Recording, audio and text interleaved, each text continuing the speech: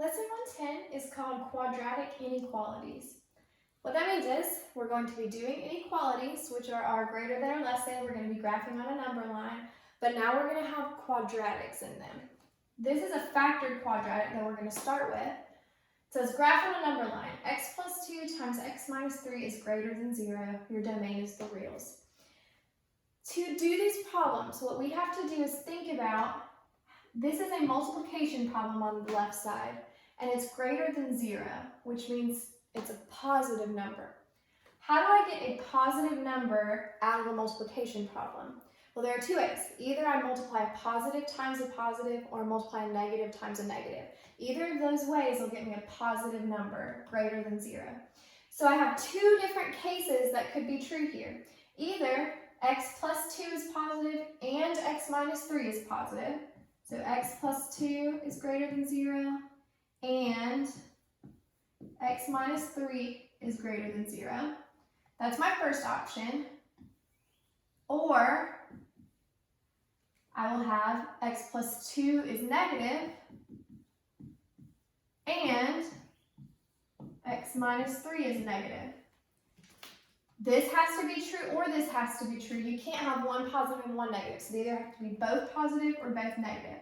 At this point, you just solve for x on one side. So over here we would have x is greater than negative 2 and x is greater than 3. Over here we would have x is less than negative 2 and x is less than 3. Okay, before we graph on our number line, we need to look at our two different possibilities for this. X is greater than negative 2 and x is greater than negative 3. Well, we have to think about this. What x's make both of those statements true? If I plugged in a negative 1, that would be greater than negative 2, but it wouldn't be greater than 3. So what you have to do, since we have a conjunction here, is you have to choose the one that will always be true. So if I graph x is greater than negative 2, I would have some numbers in there that aren't also greater than 3. So what I need to do is I need to graph x is greater than 3, because all of those numbers have to be greater than negative 2, but it doesn't include any of the ones in between negative 2 and 3. So I'm going to graph that, and then look over here. X is less than negative 2 and x is less than 3. Well, it's kind of opposite over here. If I graph all the numbers that are less than 3, there are some that are greater than negative 2 in that. So I need to choose the lower of the two numbers, because that'll always be true. If x is less than negative 2, it's automatically less than 3 as well. So I need to graph both of these, and you just graph them on the same number line. X is greater than 3. So I would do an open circle on 3, and go to the right. And x is less than negative 2.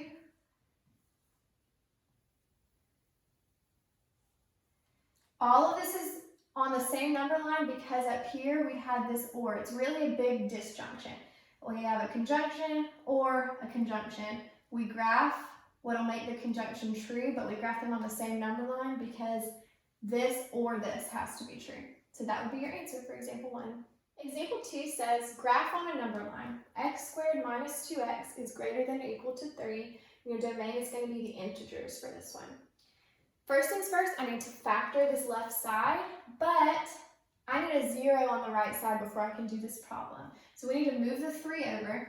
X squared minus 2x minus 3 is greater than or equal to 0. Because I just subtracted 3 over, I don't have to change the sign at all. And then I'm going to factor this left side. X squared minus 2x minus 3 would factor to x minus 3, x plus 1. And then I look right here, it's greater than or equal to 0, which either means they're both positive or they're both negative.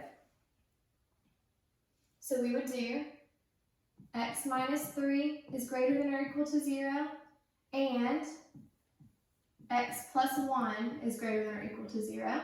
It's our first case. Or x minus 3 is less than or equal to 0 and x plus 1 is less than or equal to 0. So again, because our multiplication problem gets a positive number, they're either both positive or both negative.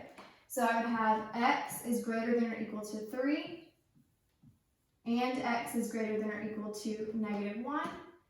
And then I have x is less than or equal to 3, and x is less than or equal to negative 1. Then I need to choose which one in my conjunction is going to take care of both of them. Are there numbers that are greater than 3 that are not greater than negative 1? No. Are there numbers that are greater than negative 1 that are not greater than 3? Yes, there are numbers in between them that would not fit. So if I want to graph this side, I'd have to graph greater than 3 because there's no numbers that are greater than 3 that aren't there, but there are, think about 0, 1, and 2. Those are greater than negative 1, but not greater than 3. So I'm going to graph x is greater than or equal to 3. And then on this side, x is less than or equal to 3, and x is less than or equal to negative 1. Which one takes care of both? The smaller one is going to take care of both because x is less than negative 1. There's nothing that's less than negative 1 that is not also less than 3. But there are things like 2, 1, and 0 that are less than 3 but not less than negative 1. So I'm going to graph that one. All right, now that I have my two conjunctions, I'm going to graph this disjunction. X is greater than or equal to 3 or x is less than or equal to negative 1. I graph it on the same place. So I'm at 3 and I am a closed circle because it is or equal to. I'm going to go greater than 3. And then I'm going to go less than negative 1, also a closed circle. And that is lesson 110.